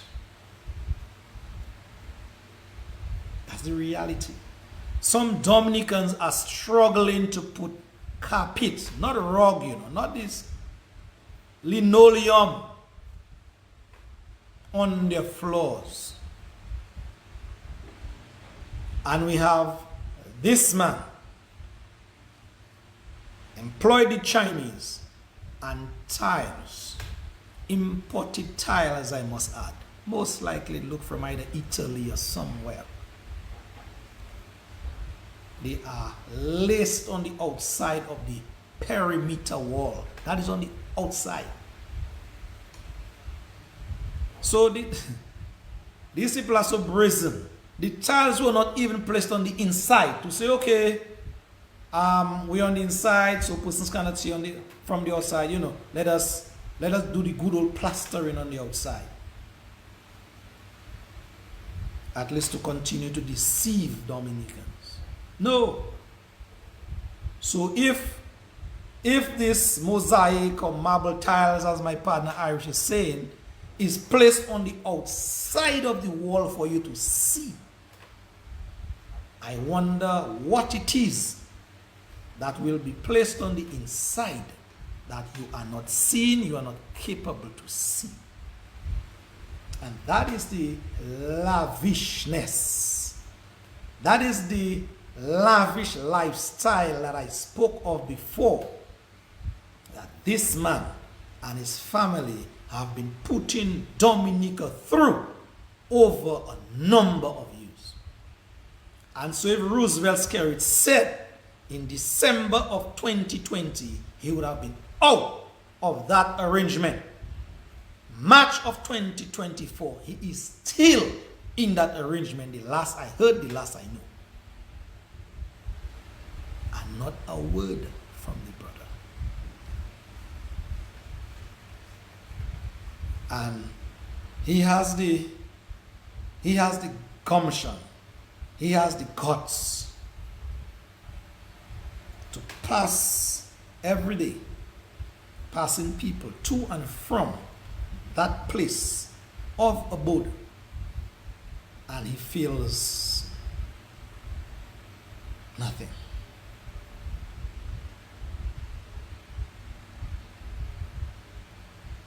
Nothing. Without shame. So he passes on his SUV, black up and dark up, and you know, his Tomakut running behind him and making a big show. And nothing. That is the lifestyles that we saw, we read, we documented in some of the most underprivileged parts of the world, where leaders run amok with the country's resources, live larger than life, where the people now cannot make ends meet. And every 3, 4, 5 years or 2.5 years, because it's 2.5 years now. Yeah? Griffo, thanks for reminding me. I'll come to Capitol in a while. Every 3, 4, 5 years, 2.5 these days, these brothers, just lace the subjects with corn. They give them corn, like fowls. Come and get your corn. And then we could pluck out your feathers for the next 5 years and have you coming back and coming back and coming back. Because why? You're hungry. That's the brass tacks of the situation. Yeah, that's it. So I hope whenever another press commerce is held, somebody, a journalist with the salt, would ask Roosevelt, at least play his words back to him and let him defend it publicly. Now, Mr. Floyd Capitole, when we were on that hotel story in Lale Koko, Floyd Capitole came on public radio, namely Q95, many years ago, for those of you who forget. I believe it was a situation then where word have it that he wanted to get a job, or job offering was opening at Petrocaribe, as it is called. And for some reason, a minister there did not see it fit to bestow or give Capitole that job. Because in that minister's mind at the time, minister maybe thought Capitole was not in your church, he was not singing from the choir, and certainly he was not sitting on the same bench, politically speaking. So he was denied. And we heard Capitole, the same Capitole today,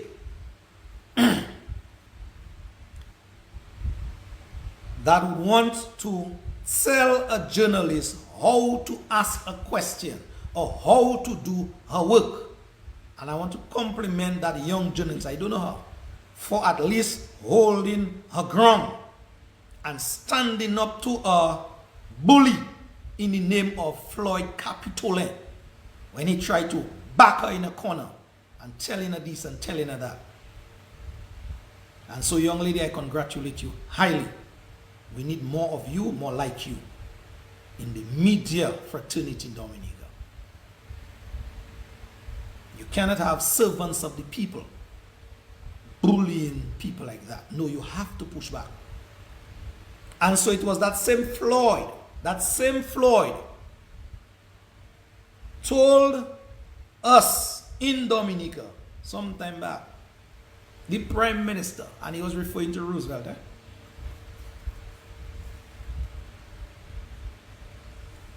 I think when Matt asked him something about the truth or whatever it is, he said the Prime Minister fooled me 3 times. A matter of fact, he qualified the fooling of him by the Prime Minister and said, he lied to me. And so today, it is that same Floyd Capitole now that is roaming around behind Skerrit. I am saying now, as a boom boom fly, the same Skerrit he said that lied to him, fooled him 3 times. And you'd think a man that lied to you and fooled you 3 times, you would have been the furthest from him today. It is the same Floyd that is behind Roosevelt now, all over, like a tack. And in the process wants to bully people, push people in a corner, trying to defend the indefendable.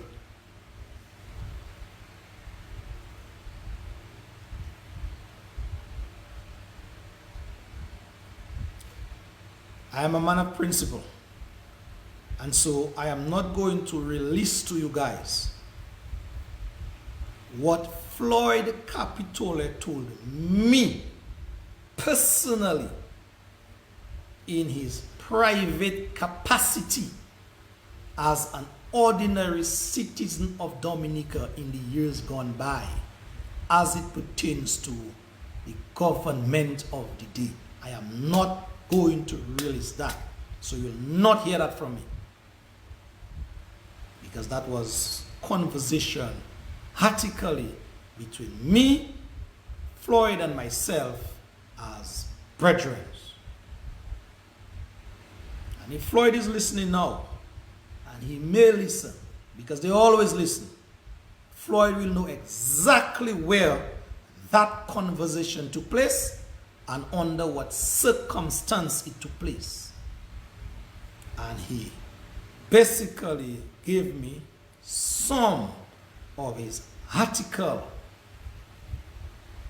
feelings about the government of the day. And that was way before he was in that, he was closely. So I just want to qualify that. So it's not now, it's not of late. So it was way before. But I guess time changes, so do man. And so Floyd now has changed. Floyd has morphed into something else other than that of the Floyd Capitole I knew. But every man to his order, every man to his own order at that. But Floyd, I ask you, my brother, as a brother, please search that conscience of yours. And when it tells you what to do, please do not deny it at all. Please do not deny, please do not sever your conscience, because it is always ticking. All right? I rest my case with Floyd here for tonight. So Dominicans, that is basically, in a nutshell, the bulk of my sharing with you tonight. Tonight, I wasn't fast-paced. Sometimes you have to talk to people and let them understand what is being said. And so I was not rushed tonight. I took on that posture tonight to kind of, let the information flow from me to you and vice versa. But finally, before we leave tonight, we will be going into that subject matter next week in much more detail. But folks, there is a talk, and I say it is a talk because there have been many talks before about making our electoral system better. So of late, there is another talk, another powwow. Dominicans, let us get it right. Do not be backed in a corner. Do not be shoved in a corner. Do not be rushed in a corner. Do not be pushed in a corner and basically accept anything that will be to your detriment in the future and the country's future. I am warning.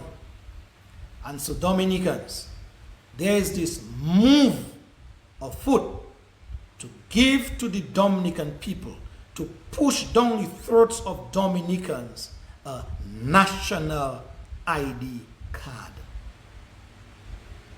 Before, it used to be called a multi-purpose card. So you see, from when it changing stages every time in terms of names, but it remains the same, with the same effect.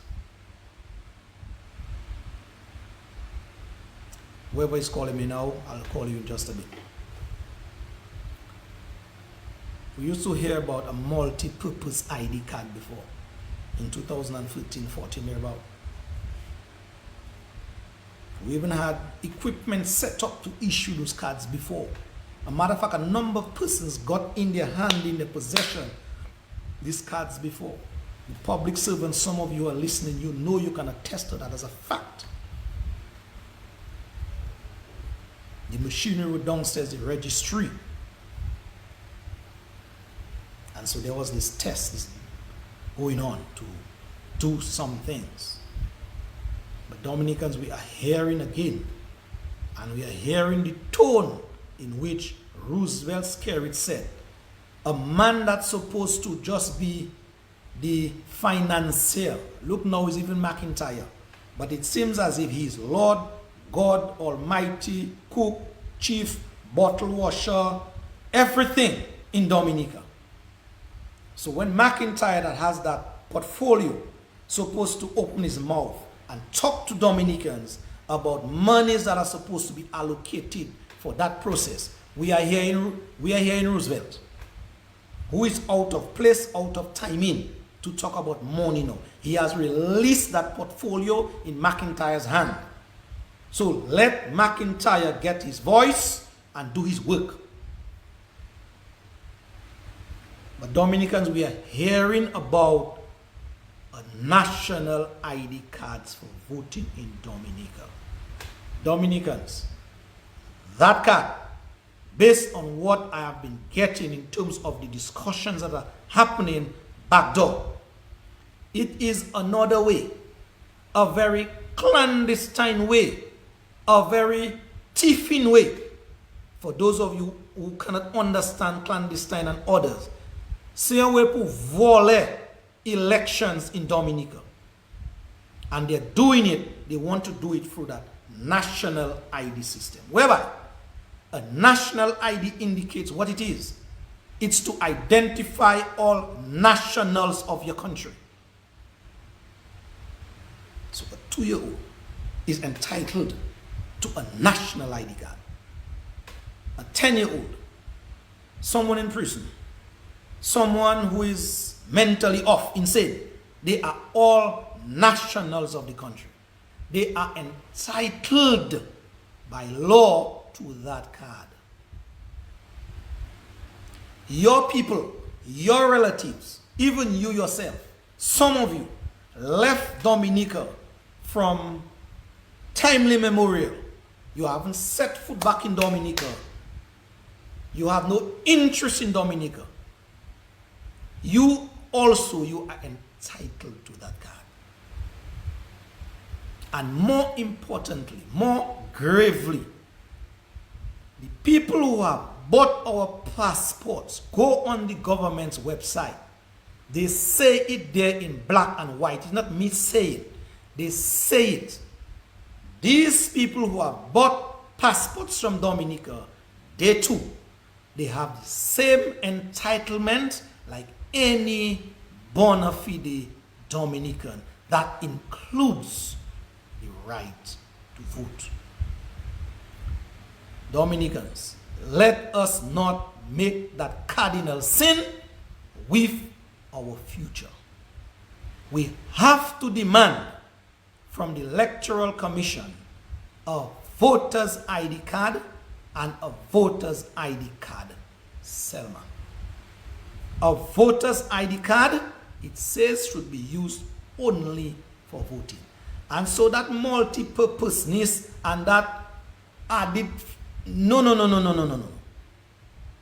That is a way these guys are looking to continue to steal elections in Dominica and have it legitimized via legislation. Folks, I cannot say it any better. I cannot say it any slower. Okay, people? We need in Dominica a voter's ID card. We're going to vote. We need a card to identify us. That is the card, people.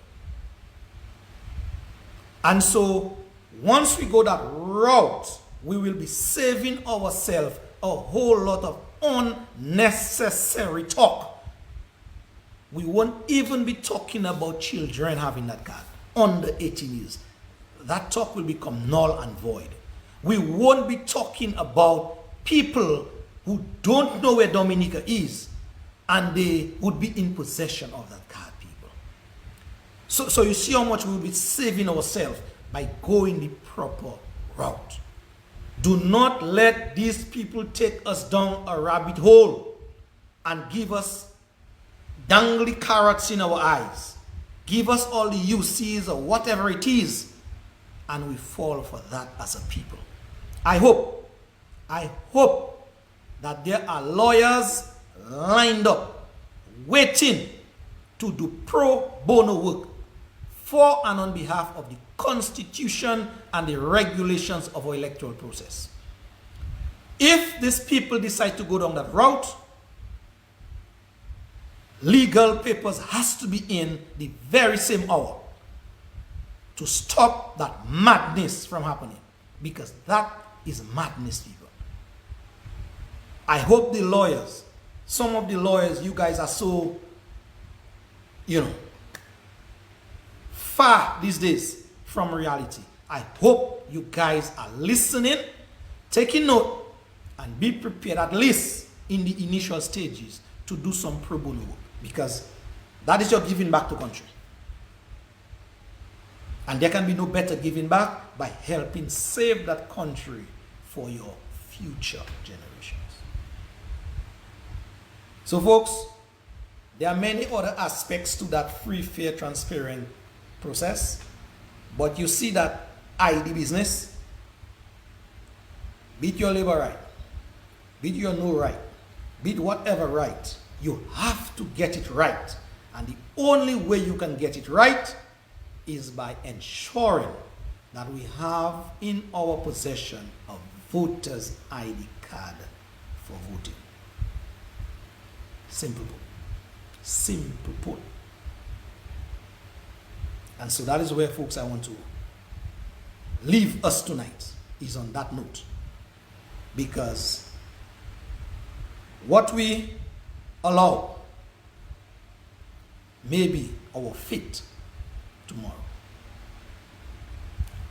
Dominicans, see you tomorrow, if God's will, on the Civic Vibes program, where we will be having a conversation with Brother Cabral Douglas, lawyer, patriot of Dominica, but living out there.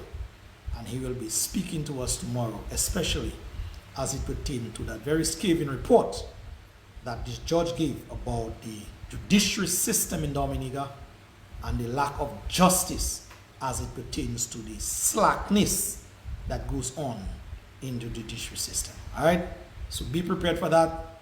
Be ready to partake by your calls, comments, questions, whatever it is, when this brother comes on tomorrow.